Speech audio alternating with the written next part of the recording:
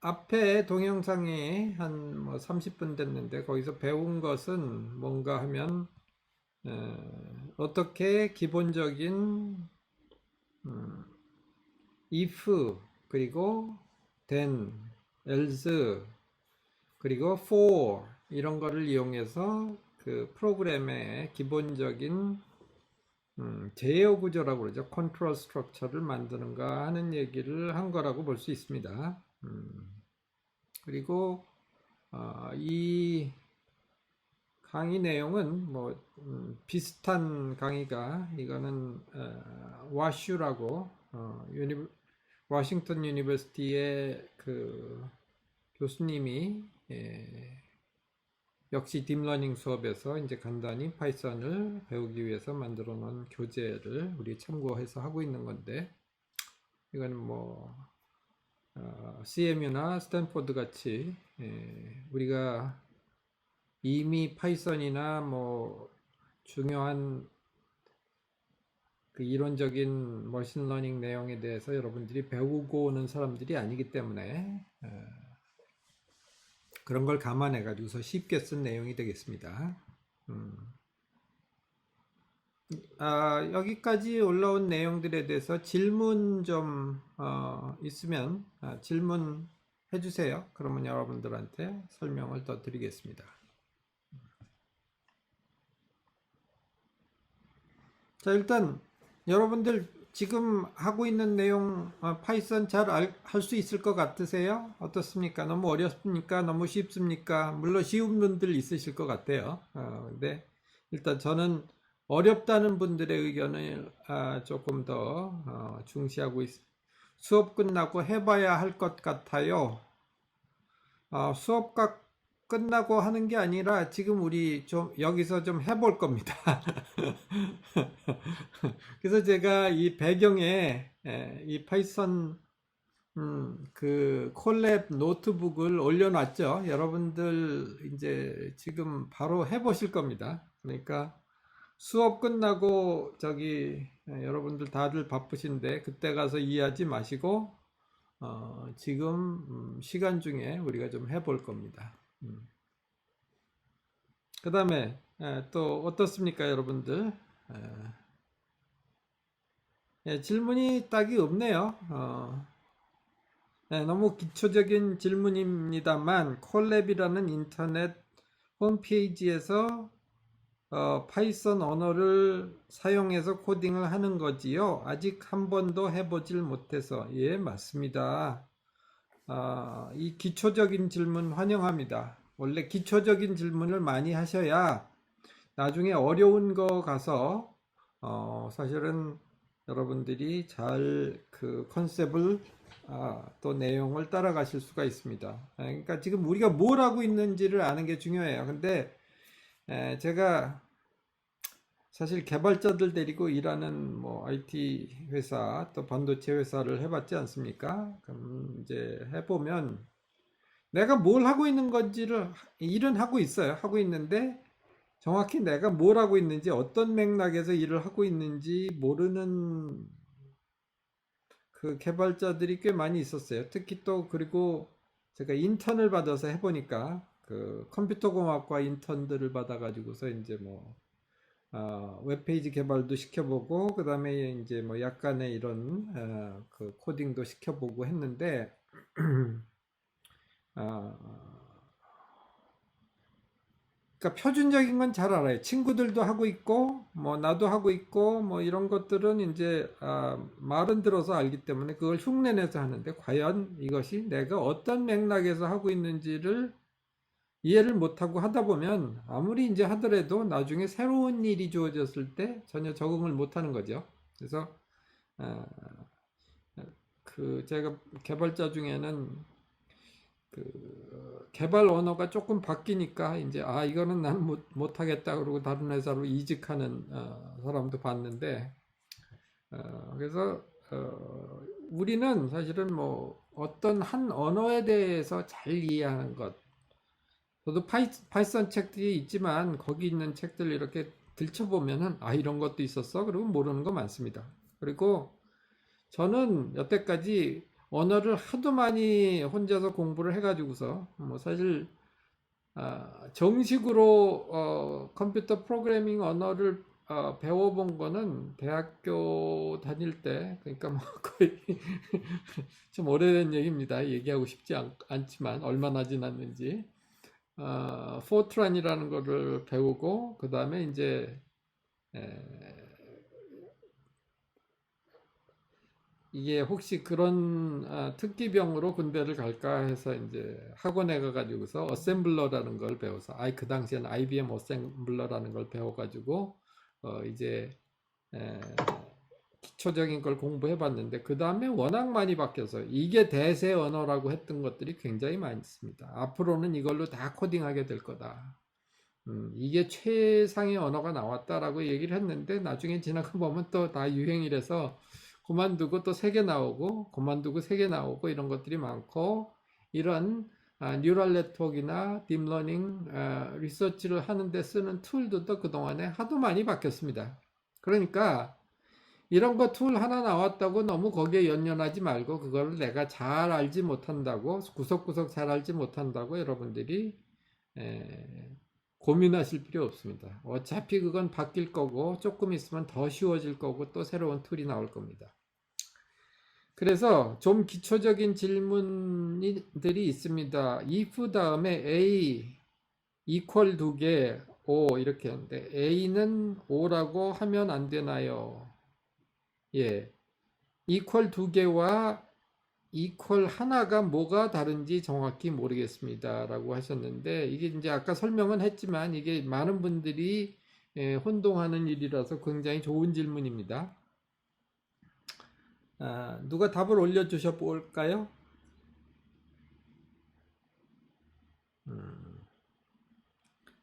네, 여기 1번 백원중 씨가 올려주셨는데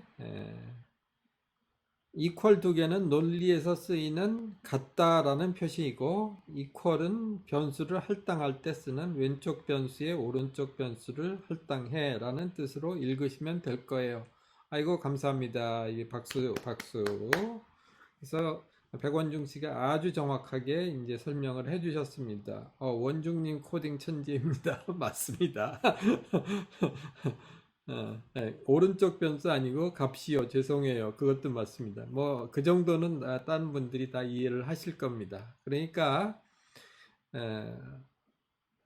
a equal o라고 하는 것은 o라는 값을 a라는 변수에 할당해라 이런 뜻입니다. a라는 변수는 뭐냐? 사실은 우리가 이거를 컴퓨터에서 보면은 a라고 하는 것은 우리는 a라고 하는 변수로 생각하지만 컴퓨터에서 볼 때는 컴퓨터 속에 있는 메인 메모리에 있는 왜 작은 글씨가 잘 안 보인다 했더니 안경을 안 썼네요.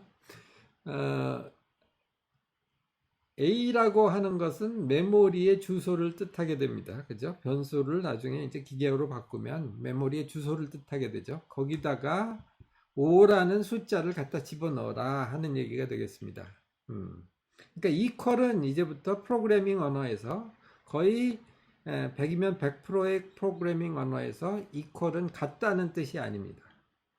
그러니까 앞에 있는 변수에다가 뒤에 있는 값을 할당을 해라, 갖다 집어넣어라. 그거를 이제 기계어로 말할 때는 로드 한다 그럽니다. 아니, 로드가 아니라 스토어 한다 그럽니다. 그러니까 그 값을 메모리에다가 집어넣어라 하는 거는 스토어, 저장한다라는 말이고요. 그 스토어라는 명령을 우리가 프로그래밍 언어에서 쓸 때는 equal이라는 부호를 거기에 갖다 쓰는 겁니다. 그러면 같다라는 게 있어야 되잖아요. 그래서 같다라는 것은 우리가 로직 연산에서 뭐와 뭐가 같으면 이라고 할 때 같다는 게 있어야 되니까 그거는 equal을 둘을 갖다 쓰게 된 거죠. 그래서 이것은 거의 다른 프로그래밍 언어에서도 대부분 이렇게 씁니다. 또 질문 있으신가요? 이런 게 굉장히 좋습니다. 왜냐하면 같은 고민을 하시는 다른 분들을 다 도와주는 내용이 되기 때문에 그래서 한 번씩 가보겠습니다. 그래서 제가 이제 여기다가 여러분들 그 화면에서 잘 보이시는지 모르겠는데 이게 어쩌면은 뭐 태블릿이나 이런 걸로 보고 계시는 분들은 잘 안 보일지도 모르는데 그래서 한번 아까 했던 거를 다시 여러분들하고 같이 따라가면서 한번 해보겠습니다. 일단 이거를 시작하면 제가 드린 주소로 다들 들어가셨죠? 들어가는데 어려우신 분들이 계십니까? 네, 없으면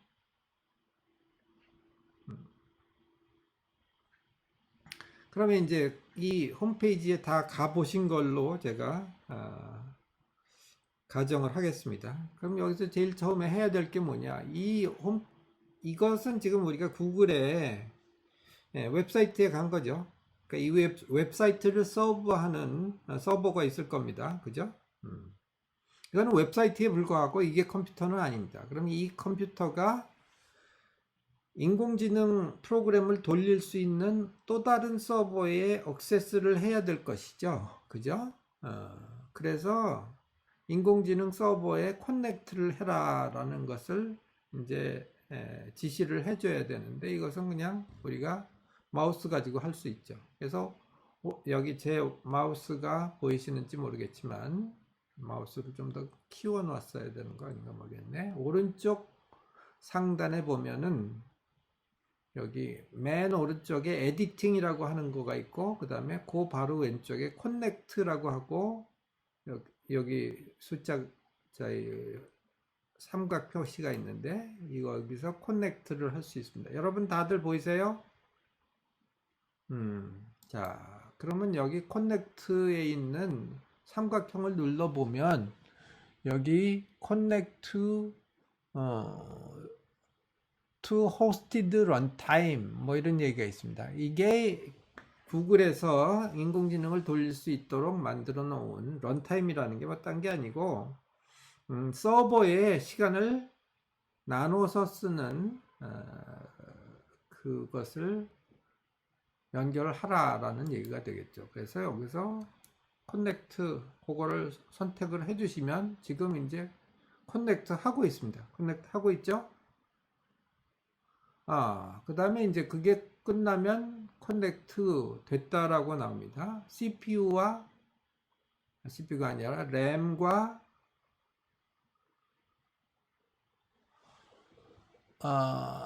디스크가 이제 할당이 됐죠. 이제는 이 서버 안에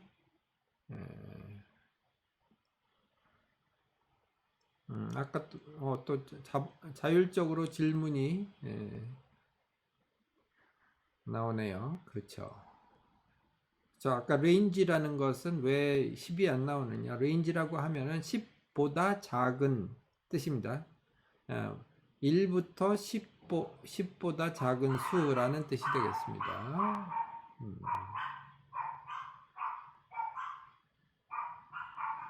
그거는 이제 여러분이 연결을 다 하시면은 자동적으로 나중에 없어지게 됩니다. 아까 저기서도 나왔죠. 그 다음에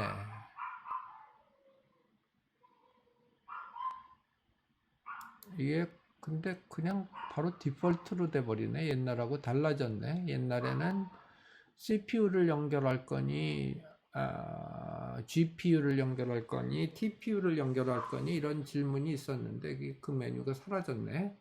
뭐 어쨌든 여러분이 쓰시는 데는 큰 문제가 없습니다. 자, 그래서 이제 여기 파이썬 소개라고 하는 파일이 정식적으로 이게 이제 우리가 프로그래밍 엔바이러먼트죠. 에디터죠. 이 에디터는 웹사이트에 있는 거고 이 에디터가 이제 인공지능을 본격적으로 프로그램을 돌릴 서버에 있는 컴퓨터의 CPU와 연결이 된 겁니다. 그 서버의 CPU에는 또 GPU나 TPU가 달려 있습니다. 그렇습니다. 실행이 됩니다. 그냥 그 상태로 실행하셔도 괜찮아요. 그 다음에 우리가 이거는 에디터이기 때문에 여러분이 여기다가 코드를 더 넣으실 수도 있고 텍스트를 더 넣으실 수도 있고 그렇습니다. 여기 보면은 코드라고 플러스 표시가 있고 거기에다 코드라는 게 있죠. 요거를 누르시면은 코드를 넣을 수 있는 창이 나옵니다. 그리고 여기 플러스 텍스트라는 게 있는데, 그죠? 왼쪽 꼭대기에 가면 플러스 텍스트를 누르시면은 텍스트를 넣을 수 있는 창이 나옵니다. 그리고 여기도 그런 게 있습니다. 여기도 가서 하시면 여기다가 이렇게 딱 넣으면은 코드 넣는 창이 나오고요. 뭐 요거는 여기다 코드를 안 넣을 거지만 뭐 여기다 하나 넣어서 해보죠. 프린트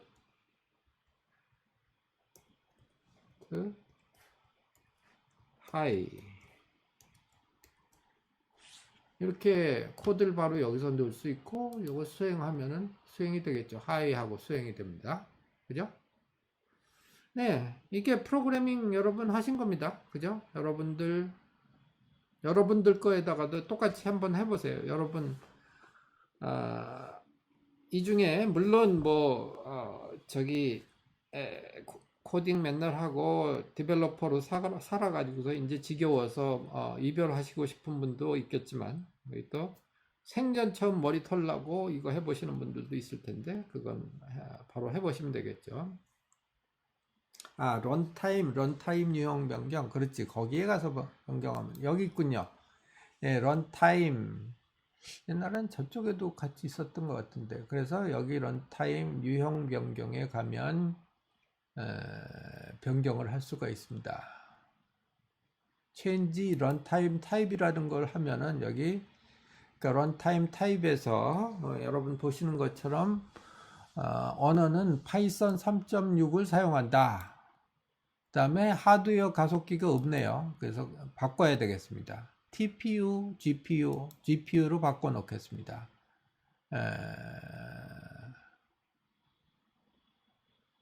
그리고 이제 이 프로그램을 바꿀 때 여러분들이 이제 지금 이것을 여기서 직접 수행하시는 것은 되지만, 여러분들이 제가 지금 했던 것처럼 이렇게 한 줄을 집어넣고 싶다 그러면은 여러분 걸로 바꿔 가셔야 됩니다. 그럴 때는 어떻게 하냐? 카피를 하시면 되죠. 근데 카피를 해서 여러분 구글 드라이브에 세이브를 하시면 됩니다. 세이브.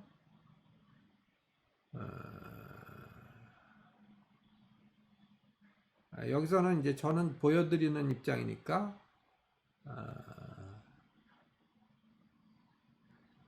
릴로드.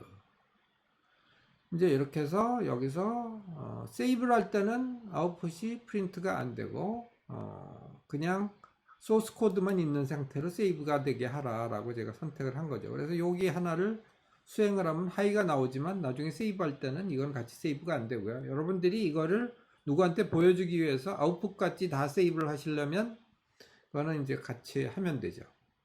자, 여기까지 다 따라오고 계시죠? 이미 코딩을 잘 하시는 분들은 좀 이제 동료들 위해서 참아 주시고요. 연산을 GPU가 하는 것과 TPU로 하는 것에 어떤 차이가 있는 건가요? 연산 속도의 차이가 있다고 보면 될까요? 네, 그렇습니다. GPU, TPU 사실은 뭐 이렇게 말을 그렇게 붙였지만 뭐 큰 차이는 없는데, TPU는 그러니까 이런 서버들이 AI에 있어서는 아직 AMD나 뭐 다른 회사의 것들이 구글이나 뭐 이런 데의 것들이 그렇게 호환성이 좋지 못하기 때문에 엔비디아의 GPU를 쓰는데, 엔비디아의 GPU는 쿠다라고 하는, 그러니까 하나하나의 프로세서의 러닝 스피드는 늦지만, 그러니까 CPU에 비해서 그 쿠다 프로세서 하나를 비교해 보면은 상당히 늦지만 개수를 많이 해서, 보통 우리 그 하이엔드 그래픽스 카드 같은 데는 2000개, 뭐 3000개 뭐 이렇게 들어 있습니다. 그래서 그런 카드들에서 그래픽을 돌릴 때는 패럴렐로 병렬 처리를 하기 때문에 굉장히 빠릅니다. 그럼 TPU는 뭐가 다르냐? 인공지능에 쓰라고 아예 훨씬 더 많이 넣었습니다. 인공지능의 패럴렐 프로세싱은 일반 그 게임에서 쓰는 그래픽에 비해서 훨씬 더 많이 필요하기 때문에 TPU는 인공지능에 특화되게 뭐 인스트럭션 셋이나 뭐 이런 뭐 그 프로세서 간의 패스나 이런 것도 더 옵티마이즈 했다 그러지만 그거는 마이너한 거고, 기본적으로는 TPU는 프로세서의 수가 훨씬 더 많다. 그 대신 값이 비싸다. 그래서 이제 개인적으로 내가 이 머신을 꾸미고 싶다 그럴 때 TPU를 쓰게 되면은 숫자가 많으면 우리가 쿠다 프로세서를 산다고 그럴 때 프로세서 하나하나의 개당 가격으로 비교할 때는 오히려 TPU를 사게 되면은 가성비가 떨어지는 결과가 나오긴 합니다만, 어차피 이제 구글 같은 데서 살 때는 엄청 많이 사니까 딜을 하게 되겠죠. 야, 이게 우리가 몇 개 사는데 얼마 해줄래? 그러고서 이제 그럼 할인을 얼마 해줄 거야? 그리고 이제 딜을 하니까 훨씬 싸게 살 겁니다. 그래서 왜 이렇게 이런 클라우드에서 우리가 AI를 운용을 하는 게 좋으냐? 우리가 개인적으로 사는 거하고 비교가 안 됩니다. 그러니까 그 개당 가격이 그렇겠죠. 뭐 몇만 개, 몇십만 개, 뭐 이렇게 사는 사람들하고 뭐 한 개, 두 개, 뭐 많아야 뭐 10개 이렇게 사는 사람하고 비교가 되겠어요. 그래서 저도 옛날에 회사를 운영할 때 보면 그 엔지니어들이 회사 내 서버를 운영하기를 굉장히 좋아합니다. 뭐 그러고서 이제 보안의 문제도 있고 뭣도 있고, 이제 또 우리가 뭐 이런 거를 하고 싶으면 이제 우리 마음대로 할 수 있는 게 제한돼 있다라고 하는데, 실제로 나중에 지나고 보면 그 서버를 운영하는데 들어가는 또 인력과 그다음에 뭐 이제 서버가 운영되지 않는 시간 뭐 이런 거를 계산해 보면은 결국 남는 경우는 별로 없더라고요. 뭐 여기 계신 개발자분들은 이제 또 의견이 좀 다를 수도 있겠습니다만, 그래서 경영자 입장에서는 웬간하면 진짜로 설득력 있는 이유가 없을 때는 클라우드 서버를 사용하는 게 인공지능뿐만 아니라 여러 가지 어플리케이션에서 다 좋다. 그러니까 다 뭐 세계적인 회사들이 다 자기네 서버를 운영을 안 하고 아마존 웹 서비스를 쓰는 거겠죠. 네. 그래서 이제 이렇게 됐고요. 그 다음에 이제 여기 들어가서 보시면 사실 이게 또 재밌습니다. 이렇게 딱 여기 에디트, 그러니까 여기 연필 모양이 있잖아요. 연필 모양을 넣으시면은 이제 이 안에 들어가서 어떻게 이 파일을 에디트 할 수 있느냐 하는 게 나옵니다. 여기 딱 들어가서 보시면 예, 오른쪽에 보면은 실제로 우리한테 보이는 모양이고, 그 다음에 왼쪽은 이제 여기 그 내용을 쓸 때 이런 식으로 소스를 썼다 하는 얘기가 되겠습니다. 이 마크업 랭귀지는 뭐 굉장히 간단한데, 여러분들이 알아두시면 좋은 거는 여기 그 어떤 글씨의 양쪽에 스타를 해주면 글씨가 커지죠. 뭐 이제 점을 많이 찍으면 점점 더 커집니다. 그래서 이제 이런 식으로 만들 수 있고요. 여기 다시 펜 모양을 찍으면 이제 없어집니다. 그리고 아까 새로 만든 셀이 있었는데 셀을 지울 수 있습니다. 뭘로 지우면 됩니까? 뭐 이런 땐 당연하죠. 커먼 센스로 휴지통을 누르면 없어집니다. 그 다음에 여러분들이 이런 파일들이 지금 제 콜랩을 액세스하고 계신데, 이거를 여러분들의 제 콜랩을 들어가서 보고 카피를 여러분들의 드라이브에, 구글 드라이브에다 액세스 하실, 카피해 가실 수 있죠. 이거는 구글 드라이브로 카피해 가시는 거고, 그 다음에 여러분들의 GitHub 디렉토리도 갈 수가 있습니다. 근데 GitHub에 대한 또 설명은 한 시간에 너무 많이 여러분들한테 설명을 드리면 또 코딩 초보자이신 분들은 너무 헷갈리니까 오늘은 파이썬 얘기만 하기로 하죠. 그래서 요 GitHub 얘기는 이제 다음 시간에 조금 더 설명을 하겠습니다. 그렇게 해서 그러면 이제 쭉 한번 돌려보겠습니다. 아까 이제 try에서 이제 이거는 뭐라고 그랬느냐면 우리가 구글 콜랩을 사용하고 있는가 이제 그런 거를 보는 것이고요. 그 다음에 이제 아까 얘기했듯이 헬로 월드 프린트가 되면은 이제 뭐 나의 일생 처음 프로그램 한다고 그러죠. 이 헬로 월드라는 것이 이제 C라는 언어가 나왔을 때 C라는 언어의 그 책의 첫 번째 example로 헬로 월드가 나왔습니다. 그래서 그 이후에는 어떤 랭귀지든 다 이제 맨 첫 번 프로그램은 헬로 월드를 프린트 해보곤 하죠. 그래서 커르니간 앤 리쉬라고 하는 두 사람이 이제 C 언어를 만들었고 그거가 이제 유닉스의 기반이 됐고 그 다음에는 뭐 지금 뭐 거의 모든 오퍼레이팅 시스템이 다 이제 C 기반으로 만들어지고 있죠. 그래서 이런 내용이 그러니까 그 당시에는 C라고 하는 언어가 이제 굉장히 획기적이었고 많은 사람들이 그 C 언어를 배우고 그 문화 속에서 살았기 때문에 헬로 월드가 이제 첫 번 프로그램의 기초가 됐습니다. 뭐 옛날 얘기. 히스토리 조금 알면 재미있죠. 그 다음에 이제 프린트 함수를 했고요. 그 다음에 주석을 쓸 수도 있죠. 주석 샵 뒤에는 이제 주석이 되고 여러분 다 수행해 보고 계십니까? 그 다음에 이제 줄 넘어가기 이제 아까 설명했고요.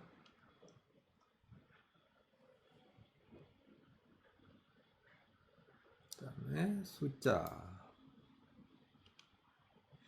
자, 여기까지 여러분들도 다 따라하고 계신가요? 따라하는데 문제 계신 분?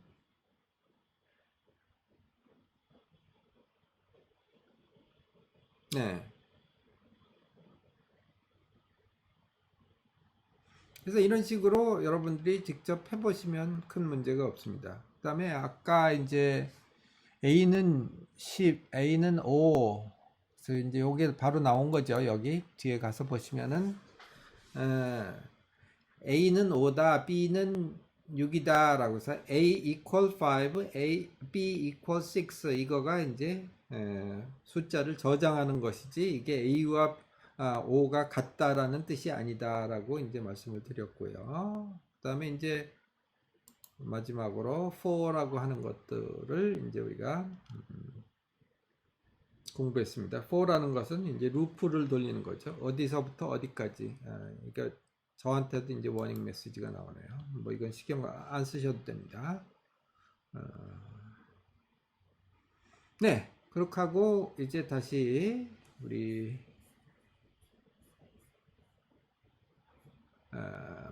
키노트로 돌아가겠습니다. 그래서 이제 우리가 앞으로 할 일은 텐서플로우라는 그 프레임워크의 이름에서도 알 수 있듯이 벡터, 텐서 이런 수학적인 양들을 이제 다루게 됩니다. 그러니까 여태까지는 신경망이라고 신경망 그림을 이렇게 많이 봐왔는데, 그죠? 여러분들이 딥러닝 그러면 뭐 딥 뉴럴 네트워크이다 하는 얘기 들었고, 근데 실제로 이게 과연 컴퓨터가 계산하고 있는 건 뭐냐? 이건 텐서 캘큘레이션을 하고 있는 거다. 그래서 벡터, 텐서 이런 것들이 이제 앞으로 여러분들이 공부할 딥러닝의 모델이 되는 딥 뉴럴 네트워크의 그 수학적인 표현이고, 그다음에 여러분들이 이 딥러닝을 학습시키기 위해서 사용하는 데이터가 있겠죠. 데이터들도 결국 마찬가지로 이런 뉴럴 네트워크에 들어갈 인풋이 되는 이 데이터들도 역시 텐서가 된다라는 말씀을 간단히 생각해 보겠습니다. 근데 오늘 텐서까지는 뭐 자세히 설명을 못하고 오늘 벡터만 얘기하도록 하죠.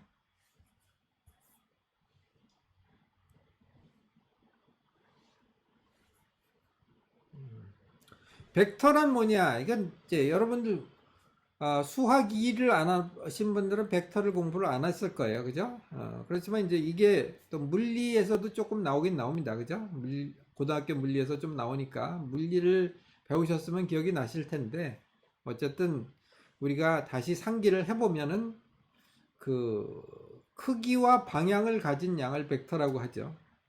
그러니까 우리가 그러면 벡터가 아닌 양은 뭐냐? 그냥 일반적으로 우리가 취급했던 숫자는 뭐냐? 그거는 이제 스칼라라고 불렀죠. 스칼라인데 그러면 이 스칼라와 벡터를 우리가 수학적으로 나타낼 땐 뭐가 다르냐? 콤포넌트가 더 많아졌죠. 예를 들면 벡터 같은 경우에는 예를 들어서 우리가 살고 있는 공간이 3차원이잖아요. 3차원 상에서 벡터는 3차원에서 크기와 방향이 있으면은 역시 벡터도 3차원이 되게 됩니다. 그러니까 그럼 내가 출발점 여기서 이제 테일이라고 불렀죠. 테일에서 이 화살표가 있는 끝점 헤드까지 가는 방향 그리고 크기가 결정되면 되는데 이거를 맨날 그걸 뭐 크기와 방향을 어떻게 설명할 방법이 없으니까 어떻게 설명을 하느냐? 내가 있는 시작점이 0이라는 원점이고 거기서 이제 3차원 좌표계를 만들어서 그 좌표계로 x1, x2, x3 이렇게 이제 방향에 따라서 그 콤포넌트를 정해주면 방향이 결정이 되겠죠. 그리고 방향과 크기도 결정이 되겠죠. 네. 이런 것이 벡터입니다. 그러니까 뭐 별로 복잡하지 않습니다. 그래서 벡터의 디멘전은 얼마냐? 여기서 디멘전이라는 것은 그 벡터가 놓여 있는 공간의 디멘전을 얘기하는 거죠. 그러니까 우리 그 보통 물리학에서 얘기하는 뭐 힘이나 속도나 이런 거가 이제 벡터라는 얘기는 들었잖아요, 여러분들이 어렴풋이. 그럴 때 우리가 살고 있는 공간이 3차원이니까 그 벡터들도 3차원이 됩니다. 근데 이제 우리가 헷갈리는 디멘전이 또 나옵니다. 텐서의 디멘전이라는 게 나오게 되죠. 그거는 이제 좀 이따 설명을 하겠습니다. 오늘은 여기까지만 하고 그 다음에 덧 프로덕트라는 게 있습니다. 벡터 두 개가 이제 있을 때 두 개 간의 곱셈을 어떻게 하느냐. 그러니까 벡터를 더하는 거는 어떻게 하느냐 하는 것은 이제 각각 컴포넌트별로 더하면 된다 하는 거는 여러분들이 들으셨을 겁니다. 그런데 곱셈은 어떻게 하느냐? 이것이 이제 조금 좀 잘 모르겠죠. 그렇죠? 벡터가 방향이 있는 양을 어떻게 곱셈을 하지? 벡터 두 개를 어떻게 곱셈을 하지? 나중에 벡터가 아니라 벡터와 텐서를 곱하기도 하고 뭐 텐서와 텐서를 곱하기도 하고 하는데 그거는 이제 또 이번 시간에 하면은 너무 머리가 아프니까 그거 이제 넘겨서 하기로 하죠. 지금 몇 시인가? 11시 18분. 이게 시간상 그 두 번째 파이썬 코스를 공부하기가 좀 시간이 좀 모자라겠네요. 그러면은 여러분들의 이제 이해도를 감안해서 천천히 벡터까지만 얘기하고 다음 시간에 이제 파이썬 두 번째에 대해서는 얘기하도록 하겠습니다. 그래서 우리 다시 퍼셉트론으로 가보겠습니다. 퍼셉트론으로 이제 이렇게 보면 x1, x2, x3 뭐 이렇게 이제 인풋이 있었죠. 그리고 거기다가 웨이트를 각각 곱해줬습니다. 그래서 그거를 이제 우리가 수식으로 표시하면 아웃풋을 h라고 했을 때 첫 번째 웨이트와 첫 번째 인풋을 곱해주고 그거를 유니트가 n개 있으면은 1부터 n까지 유니트를 각각 근데 곱할 때 컴포넌트별로 곱하는 거죠. 근데 여기서 가만 보니까 x라는 것을 우리가 벡터로 생각할 수가 있잖아요. 인풋이 여러 개 있을 때 각각의 값들을 하나의 스칼라량이라고 생각하면 벡터라고 하는 거는 그런 것이 컴포넌트가 되는 그런 크기와 방향이 있는 양이라고 했으니까 이제 퍼셉트론을 가지고 생각하면은 벡터를 이해하기가 아주 좋아집니다. 그죠? 그러니까 퍼셉트론과 벡터는 궁합이구나. 그러니까 퍼셉트론을 가장 잘 표현하는 수학적인 양은 벡터다라고 여러분들이 생각하시면 되겠습니다. 그러면 인풋이 이제 일단 벡터가 되겠죠. 그래서 x가 1에서부터 n까지 가면 n 디멘셔널 벡터가 되겠습니다. 근데 인풋은 사실 생각해 보면 굉장히 하이 디멘전이 될 수 있어요. 그죠? 왜냐하면 인풋이 예를 들어서 여러분들이 이미지 데이터를 넣었다고 생각합시다. 그러면 픽셀의 수가 되는 거죠. 요새 웬만한 사진은 픽셀이 뭐 10메가 뭐 좀 많은 거는 뭐 20메가 이렇게 되잖아요. 그러면 1000만 디멘전이 되는 거죠. 1000만 디멘전. 근데 그 각각에 다 웨이트가 곱해져야 됩니다. 그래서 여기서 웨이트들도 이제 또 벡터가 되겠습니다. 그래서 여기서처럼 W1, X1 이렇게 곱해주는 것을 이제 1에서부터 n까지 쭉 곱해주고 그 다음에 B라고 하는 바이어스 거기다가 이제 절편이라고 그랬죠. 그래서 Y 절편이 아니고 뭐 하여튼 굉장히 많은 디멘전의 절편이 되겠습니다.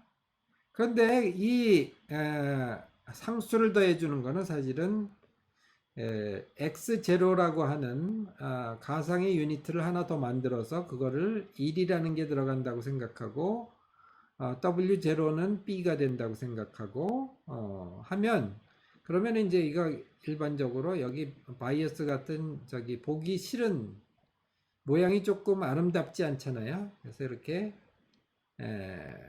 동일하게 아름다운 모양으로 0에서 n개까지 wi와 xi를 곱해주는 썸을 하고 거기다가 어떤 함수를 더해서 그 변형시켜주는 이런 연산을 하면 이제 그게 퍼셉트론이 되겠습니다. 그죠? 여기까지 지난 시간에 했던 거하고 잘 연결이 되시죠? 질문들 계신가요? 이거 이해 잘 안 되시는 분? 여기까지는 잘 되는 것 같아요. 근데 이걸 좀 간단하게 쓰는 방법이 없냐? 그게 바로 아까 얘기한 닷 프로덕트입니다. 그러니까 각각의 컴포넌트별로 그리고 이제 여기서 두 개 곱해지는 벡터는 서로 개수가 같아야 되겠죠. 그런데 여기 보니까 퍼셉트론에서 인풋의 수와 그다음에 거기에 곱해지는 웨이트의 수가 당연히 같잖아요. 그러니까 인풋과 웨이트 벡터의 디멘전은 같습니다. 그러다 보니 그 두 개를 그렇게 각각 컴포넌트별로 곱하는데 그게 이제 우리가 선형대수에서는 벡터 간의 닷 프로덕트라고 하기도 하고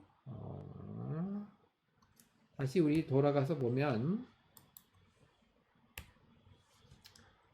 스칼라 프로덕트라고 하기도 합니다. 근데 이 스칼라 프로덕트가 우리가 기하학적으로 어떤 의미를 갖느냐 하는 것도 이제 설명할 수 있는데 일단은 여기서는 중요한 거는 이 신경망에서 특히 퍼셉트론에서 볼 때는 인풋과 웨이트를 곱해주는 일은 벡터 곱을 하는 것이 된다라고 하는 거죠. 근데 이 벡터 곱은 사실은 우리가 나중에 배울 텐서 곱의 아주 쉬운 특수한 그 서브셋이 됩니다. 그래서 이런 벡터 곱을 하는 거다. 퍼셉트론이라는 거는. 그리고 벡터 곱을 한 다음에 거기다가 어떤 함수 그러니까 액티베이션 펑션이라고 했죠. 이 액티베이션 펑션을 곱해주는 것이 바로 퍼셉트론의 연산이다 하는 얘기가 되겠습니다. 여기까지 이거를 이해를 못하면 이 다음에 나오는 멀티레이어 퍼셉트론 혹은 뭐 또 백프로퍼게이션 뭐 이런 것들을 여러분들이 다 놓치게 되니까 여기까지 아무리 쉬워도 이해가 안 되는 게 있으면 여기서 질문을 하시고 가는 게 좋겠습니다. 교수님 질문이 하나 있습니다. 네네. 지금 보여주시는 장표에서 보면 네. 첫 번째 H로 시작하는 수식은 네. i가 1부터 n까지로 해서 지난 네. 시간에 퍼셉트론에서 배웠던 것처럼 인풋이 1로 시작한다라는 의미인 거는 이해했는데요. 네네. 두 번째 줄에 H로 시작하는 거는 i가 0부터 시작을 하게 되는데 네네. 이게 어떻게 0부터 시작하게 되는지 이해를 잘 못했습니다. 한 번만 다시 설명해 주시면 감사하겠습니다. 네네네. 좋습니다. 이렇게 이해가 안 되시면 여기서 인터럽트를 하고 가셔야 그 다음에 이제 뒤에 나오는 것들이 편안하죠.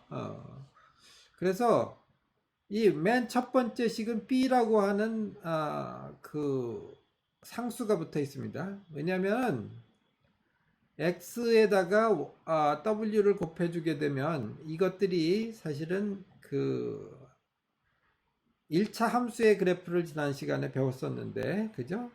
이것들을 이용해서 1차 함수의 그래프를 만들 수 있는데, 이 B라는 텀이 없으면은 Y절편을 만들 수 없다고 그랬어요. 그죠? 그렇게 되니까 이 상수를 항상 곱해주는 일이 필요합니다. 그죠?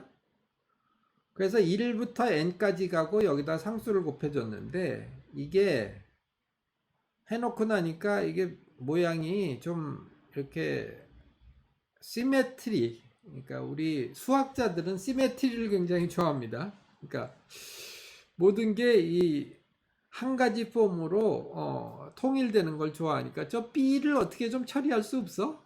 보기 싫지 않게? 그랬더니 어떤 사람이 이렇게 답해 준 거죠. 이렇게 하면 돼. 이 첫 번째 여기다가 인풋을 하나 더 만들어. 가상의 인풋을 더 만드는데 이 인풋은 항상 변하지 않고 1만 들어온다고 생각해. 가정해. 그리고 여기에 W가 변하는데 그 W가 바로 여기서 본 Y절편 B 값이라고 생각해. 그럼 1 곱하기 B는 B가 되니까 그것을 결국은 서메이션을 하게 되니까 요 B를 더하는 작업이 i는 0부터 n까지를 하면서 i는 0인 텀으로 들어가게 되는 거죠. 그래서 x0는 1, y0는 b라고 놓으면 그러면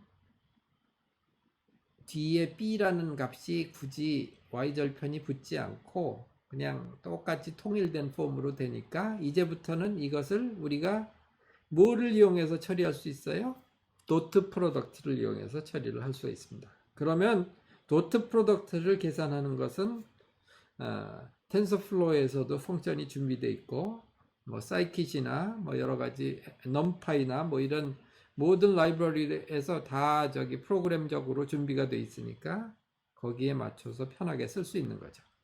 그래서 이것을 우리가 조금 더 추상화된 표현으로 하는 게 h는 fw.x인데 여기는 우리가 추상화되면서 인덱스가 빠져버렸잖아요.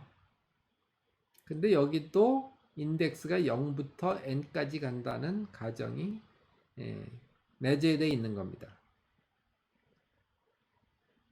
어때요? 이해가 되셨어요? 질문하신 분 성함이? 네, 예. 지혜란이고요. 네, 이해 잘 됐습니다. 감사합니다, 교수님. 예, 이해 잘 되셨죠? 그러면 이제 네, 앞으로 이제 더트가 나오고 그러면 거기에 y절편도 있고 그 다음에 인풋과 웨이트 벡터를 곱하는 것이 포함되어 있다.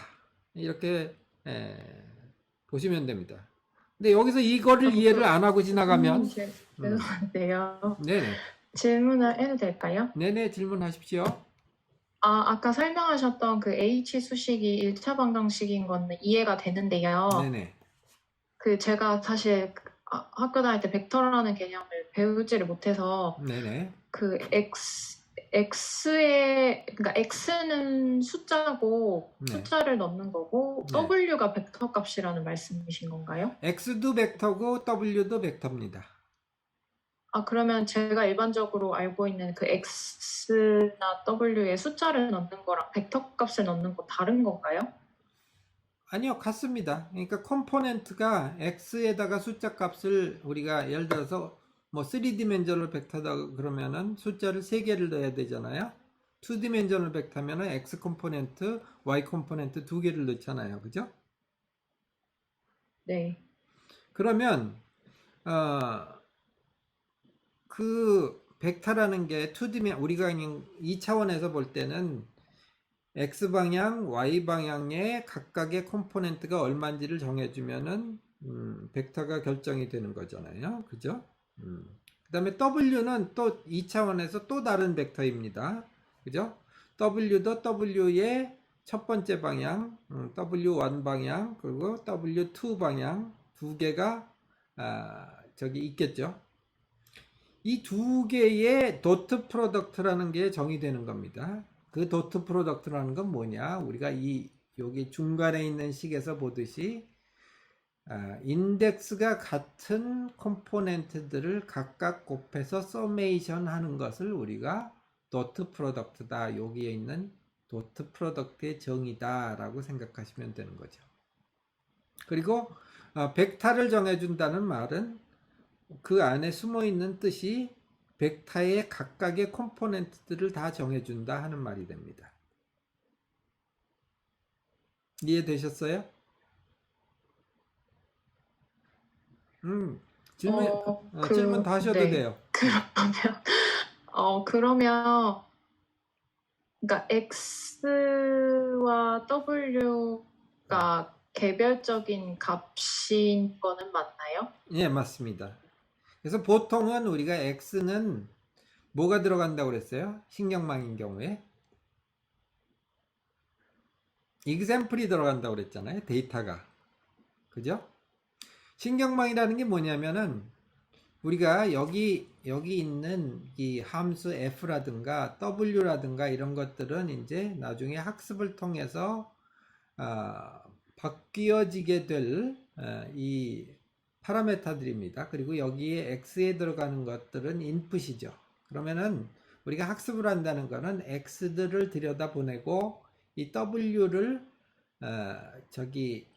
계속 시간이 지나면서 바꿔가면서 이것이 우리가 원하는 아웃풋이 나오게 만드는 게 신경망의 학습이거든요. 그럴 때 그러면 x와 w는 당연히 독립적인 벡터인 거죠. 근데 x가 하나만 있지 않고 사실 또 이 x의 세트가 있게 됩니다. 들어가는 데이터가 많게 되면 각각의 데이터는 하나하나씩의 벡터니까 데이터의 개수가 10개면은 또 그 벡터가 10개가 있겠죠. 그 벡터 10개를 가지고 w라고 하는 벡터 하나를 훈련시키는 거가 이제 우리가 신경망이 하는 일이 되게 됩니다.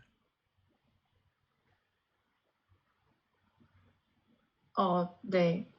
저 너무 기본적이라서 제가 이해를 못하는 지점을 이제 발견을 했는데요. 네네네. 그러니까 아까 말씀하시기를 w와 x의 벡터 값을 넣는다고 하셨는데 네네. 그러니까 그거를 그냥 일반 숫자가 아니라 벡터라고 말씀하시는 이유를 잘 모르겠습니다.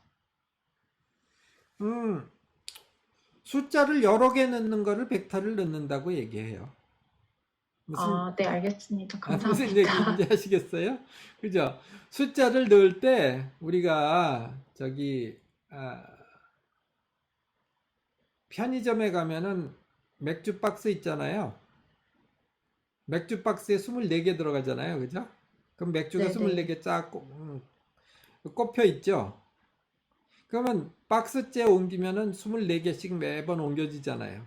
그렇지 않습니까? 그거와 마찬가지예요. 우리가 또 어떤 이미지 데이터를 옮길 때는 이미지가 예를 들어서 사이즈가 뭐 한쪽으로 몇 개야? 28개? 한쪽으로 28개 되면 784개 되나요? 뭐 그렇게 되는 사이즈의 이미지라면은 그 전체가 이제 맥주 박스 하나 같이 되는 거죠. 그걸 한꺼번에 옮기니까 이제 그러면 그걸 벡터로 우리가 생각하면 784 차원의 벡터다라고 얘기하고 그거를 한꺼번에 들고 가는 거죠. 벡터라는 건 뭐냐? 그러니까 각각의 숫자를 담아서 사이즈를 일정하게 만들어서 개수를 일정하게 만들어서 들고 다니는 컨테이너다라고 생각하시면 되는 거죠. 아, 숫자의 집합체라고 이해를 하면 되는 그렇습니다. 거네요. 그렇습니다. 아, 네, 이해했습니다. 감사합니다. 예. 자, 이게 문과이신 분들은 이해가 조금 어려우신 분들이 있을 수 있어요. 그러니까 여기서 이거 그런데 사실 제가 솔직히 말씀드릴게요. 제가 컴퓨터공학과 나오고 이제 거기서 학점도 잘 받고 이런 학생들을 인턴을 받아봤더니 이거 텐서플로우는 멀쩡하게 잘 돌리는데 자기가 뭘 하고 있는지 지금 우리가 얘기하고 있는 내용 같은 거를 이해를 못 하고 있는 학생들이 꽤 있었어요. 전공 학생들도. 그러니까 여러분 부끄러워하실 필요 전혀 없습니다. 그러니까 여러분들이 여기서 이거를 안 부끄러워하고 저를 자꾸 괴롭혀서 괴롭지도 않아요. 사실은 환영합니다. 그래서 질문을 하시고 나가면 사실은 내가 인공지능 전문가 개발자다라고 하는 분들보다 훨씬 더 앞으로 이 신경망을 잘 이해할 수 있다고 생각합니다. 그러니까 여기서 질문하고 가셔야 됩니다. 네, 백원종 씨 저를 굉장히 많이 도와주고 계시네요. 예. 맞습니다. 그래서 우리가 아까 얘기한, 그러니까 사실은 그 좋은 질문 통해서 기본 개념을 잘 배웠습니다. 감사합니다. 그러니까 질문해 주시는 분들이 고마운 거예요. 왜냐하면 여러분들 아는 것 같지만 사실은 이과에서 수학 2를 배우고 오신 분들도 사실 이거 잘 이해 못하는 분들 많이 있어요. 그러니까 그리고 또 이게 오래 지났잖아요. 어차피. 그러니까 여러분들이 여기서 이거를 이해하고 가시면 그 다음에는 뒷일이 굉장히 쉬워집니다. 네, 그래서 이렇게 벡터라는 것이 그다지 어려운 얘기가 아니라는 거죠. 그냥 여러 개의 숫자를 쭉 우리가 저희 테니스공 쭉 집어넣어 가지고서 들고 다니는 컨테이너 있거든요. 미국에서는 그런 한쪽이 뚫려 있어 가지고서 테니스공을 하나씩 줍는데도 쓰고 이런 거에 여러 개의 숫자를 넣어 가지고 다니는 컨테이너다 이렇게 생각을 하시면 되고, 그런데 그런 컨테이너 두 개가 있을 때 각각의 컴포넌트들끼리 곱셈을 할 때 이게 순서를 맞춰서 1번은 1번끼리, 2번은 2번끼리, 3번은 3번끼리 곱하는 거를 우리가 도트 프로덕트라고 하고, 그거를 이렇게 겉으로 보기에는 굉장히 간단한 모양으로 쓸 수 있다 하는 겁니다. 다음 시간에는 우리가 이제 매트릭스라고 해서 매트릭스와 매트릭스의 곱은 어떻게 하느냐 하는 얘기를 할 건데, 그 전에 이제 우리가 이 도트 프로덕트를 잘 이해를 하고 가시면은 이제 그 다음에는 텐서도 여러분들이 쉽게 이해를 하실 수가 있죠. 그런데 이런 신경망을 가지고 멀쩡하게 실무를 잘 하면서도 사실은 그 안에서 텐서 곱이 어떻게 일어났는지에 대해서는 전혀 no idea인 사람이 저도 최근에 알았는데 너무 많았어요. 그래서 이런 내용을 조금 제가 다른 쪽에서 강의를 했더니 아유 실무자인데 몰랐던 거를 알게 돼서 너무 고맙습니다 라고 편지 보내오신 분도 있고 했습니다. 네. 그래서 이제 시간이 많이 가고 있고요.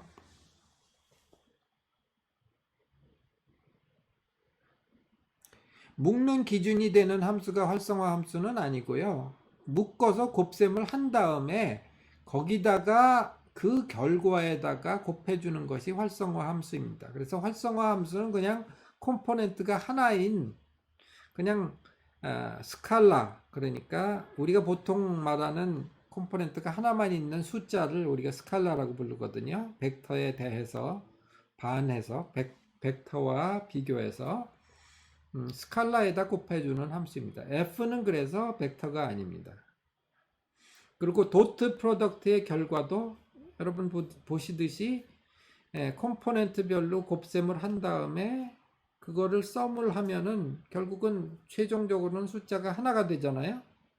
그죠? 그러니까 거기에다가 그냥 일반 1차원 그러니까 변수가 하나가 있는 함수처럼 그냥 일반 함수입니다. 네, 이완 씨 감사합니다. 질문.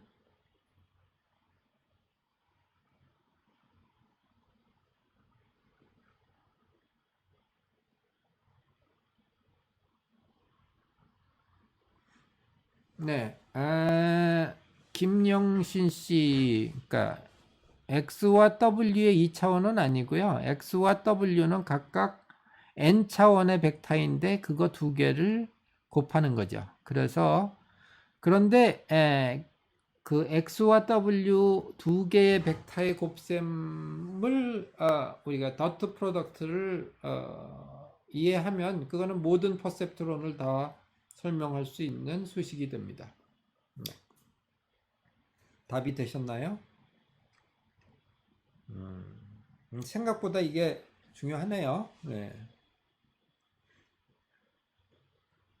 오늘 이거 슬쩍 설명하고 다음 걸로 갔으면 좀 곤란할 뻔했네요. 네. 그래서 이제 사실은 이런 것들을 우리가 그러면은 파이썬 언어 가지고는 어떻게 다루느냐 하는 것이 중요한데, 그래서 퍼셉트론은 우리가 닷 프로덕트로 할 수 있다고 했고, 그다음에 이제 우리가 지난주에 일부 그 멀티레이어 퍼셉트론에 대한 얘기를 조금 했는데, 그거는 이제 여기서 더 나가서 텐서 곱이라는 것이 좀 필요합니다. 그게 되면은 조금 더 머리가 아프긴 한데, 오늘 여러분이 벡터를 잘 이해하셨기 때문에 텐사를 이해하는 데는 크게 문제가 없을 거라고 생각이 됩니다. 그래서 그 얘기는 다음 시간에 하기로 하고요. 오늘은 그래서 파이썬을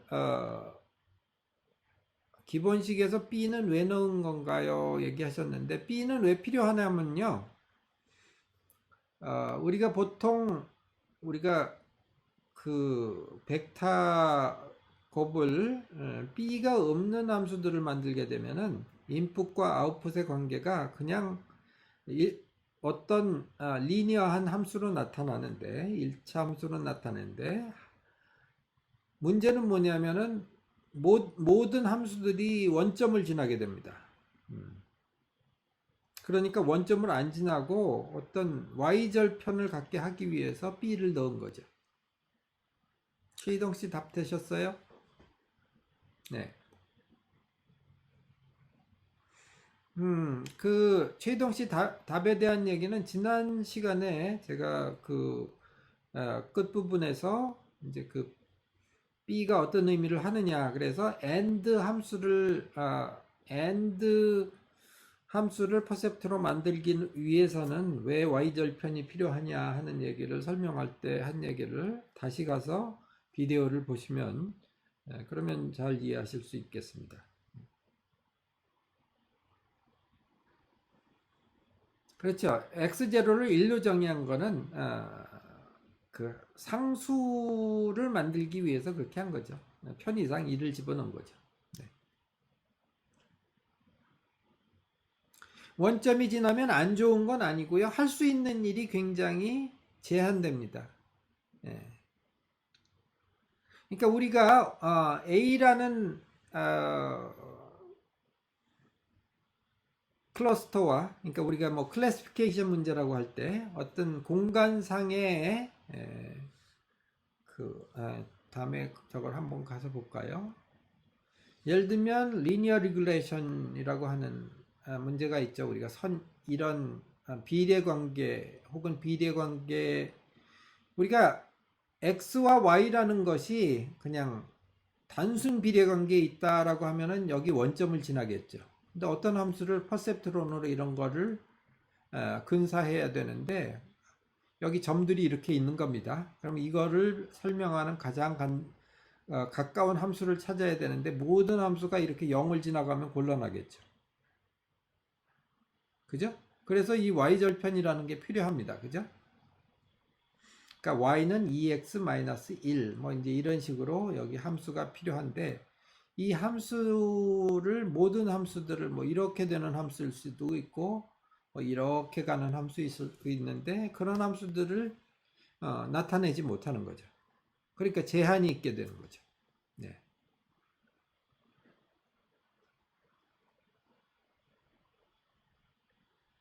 네. 예, 그러면은 오늘은 시간상 다음 저기 내용을 해야 이제 숙제가 나갈 수가 있는데 오늘은 여기까지 했기 때문에 여러분 숙제도 다음 주로 미뤄지는 것 같아요. 그러나 이제 오늘 여기서 이렇게 중요한 내용을 확실하게 알고 가는 게 필요할 것 같습니다. 네. 그럼 오늘 내용은 여기까지 하고요. 더 질문이 있으신가요?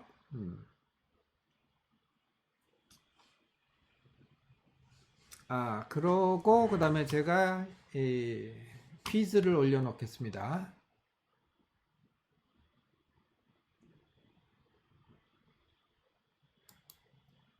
네, 퀴즈 링크가 지금 나가니까요. 카피.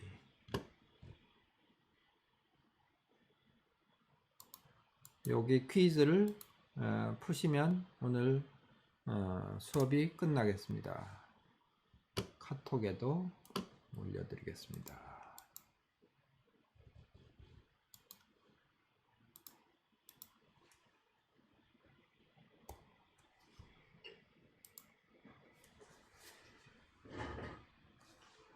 그렇죠. 저기 백원중 씨가 understanding dot product. 그러니까 예, 이게 백그라운드들이 많이 틀리시니까 이게 저기 강의하기가 참 약간 트리키하긴 하네요. 그래서 도트 프로덕트를 설명하는 것이 이렇게 중요한 줄은 저도 처음 알았습니다. 예, 오늘 수고들 하셨고요. 좀 낯선 내용들, 하루에 뭐 새로운 컴퓨터 프로그래밍 언어도 배우시고, 그 다음에 생전 안 배우셨던 선형대수의 기본 컨셉도 배우시고 하셨는데